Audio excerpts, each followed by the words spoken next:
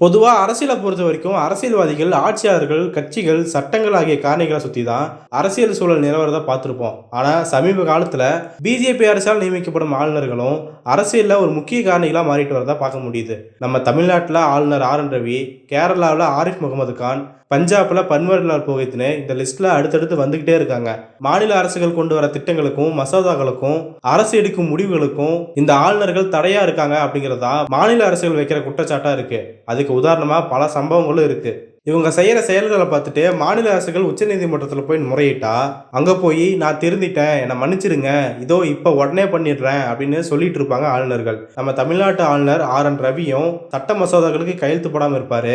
அமைச்சரை பதவியை விட்டு நீக்கிறதுக்கு இவருக்கு அதிகாரம் கிடையாது அப்படின்னு அரசியலமைப்பு சட்டத்தையே தெரியாம எதையாவது பண்ணி உச்சநீதிமன்றத்தில் கொட்டு வாங்கின கதையெல்லாம் இருக்கு. இந்த வரிசையில இப்போ மேற்கு வங்காள ஆளுநர் ஆனந்த் போஸ் ஒரு சம்பவம் பண்ணி இணைஞ்சிருக்காரு. மற்ற ஆளுநர்களை போல அடம்பிடிக்கும் இவரு தொடர்ச்சியா மேற்கு வங்க கவர்மெண்டோட மோதல் போக்கியை கடைபிடிச்சிட்டு வந்திருக்கிறாரு. அதுல துணைவேந்தர் நியமன விஷயம் தான் பெரிய சர்ச்சையா மாறிச்சு. மேற்கு வங்காளத்துல கடந்த 2023ல 31 பல்கலைக்கழகத்துல துணைவேந்தர்கள் இடம் காலியாச்சு. அதுல 11 பல்கலைக்கழகங்களுக்கு இவரை இடைக்கால துணைவேந்தரை நியமிக்கிறதா ஒரு நடவடிக்கை எடுத்தாரு. இதுக்கு மாநில அரசு கடுமையா எதிர்ப்பு தெரிவிச்சு தொடர்ச்சியா உச்சநீதிமன்றத்துல கேஸும் போட்டாங்க. இந்த கேஸ்ல பல்வேறு கட்டங்கள்ல பல்வேறு விவாதங்கள் நடந்து பல்வேறு உத்தரவுகள் போடப்பட்டு அப்புறம் பல்வேறு ஹியரிங் முடிஞ்சு பல்வேறு விஷயங்கள் நடந்திருக்கு.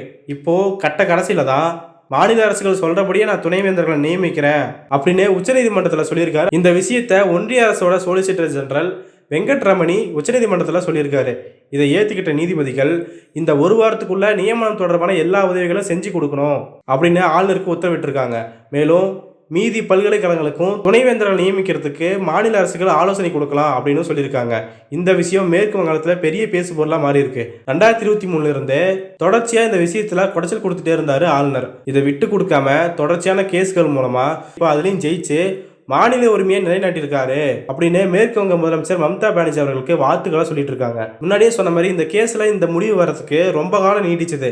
நிறைய கேஸ், நிறைய விவாதம், நீதிமன்ற உத்தரவு, யூஜிசியோட பரிந்துரை கேட்கறது அப்படின்னு எல்லாமே எரிமலை மாரி வெடிச்சது. ஆனா இதையெல்லாம் தாண்டி தான் தனக்கு இவ்வளவுதான் அதிகாரம் இருக்கு அப்படின்னு புரிஞ்சுக்கிட்ட ஆளுநர் இப்போ மொத்தமா சரண்டர் ஆயிருக்காரு அப்படின்னு மக்கள் கருத்து சொல்லிட்டு வராங்க. ஒரு ஆளுநருக்கு மாநில அரசுக்கு ஒரு பிரச்சனை இருக்குன்னா அது தீர்க்கக்கூடிய பிரச்சனையா இருக்கணும். ஆனா அதை தாண்டி இவங்க முரண்டு பிடிக்கிறதும் அப்புறமா அது உச்சநீதிமன்றத்துக்கு போறதுமே ஆளுநர்களுக்கு தான் கெட்ட பேரை உண்டு பண்ணுது அப்படிங்கிற கருத்து நிலவிட்டு வர நிலையில ஆர்.என். ரவி, பன்வாரிலால் புரோஹித் அதோட வரிசையில இப்ப ஆனந்த் போஸ் இணைஞ்சிருக்கிறது ஆளுநர்களோட செயல்பாடுகளை கேள்விக்குறியாக்கி இருக்கு. மேலும் ஆனந்த் போஸ் அவர்கள் உச்சநீதிமன்றத்தில் சொல்லியிருக்கிற விஷயத்தை வச்சு தமிழ்நாட்டிலே தான் பல்கலைக்கழக மசோதாக்களை அனுப்பி வச்சிருக்கோம். ஆனா ஆளுநர் ஆர்.என். ரவி எப்போ கையெழுத்து போடுவார் தெரியல, இதுக்காக கேஸ் எல்லாம் போட்டிருக்காங்க.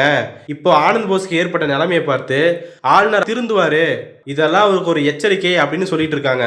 ஆரம்பத்துல சொல்ற மாதிரி ஒரு ஆளுநரை நீங்க சரியான விதத்துல நடந்துக்கோங்க அப்படின்னு சொல்றதுக்கு ஒவ்வொரு மாநிலங்களும் உச்சநீதிமன்றம் வரைக்கும் போக வேண்டியதா இருக்கு. இது உச்சநீதிமன்றத்தோட நேரத்தையும் ஜட்ஜிகளோட ஒரு பொறுமையும் சோதிக்கிற விதமா அமைஞ்சிருக்கு அப்படின்னு சொல்லி ஜட்ஜிகளே சொல்லியிருக்காங்க.